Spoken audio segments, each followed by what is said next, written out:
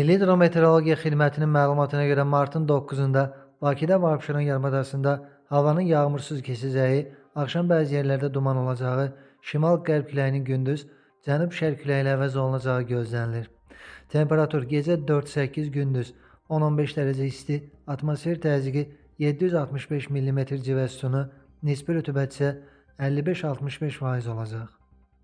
Naxçıvanda da sabah yağıntı ehtimalı yoxdur. Havanın temperaturu 3-6 dərəcə isti olacaq. Azərbaycanın əksər rayonlarında da martın 9-da yağıntı gözlənilmir. Bəzi yerlərdə duman ehtimalı var, şərq küləyi əsəcək.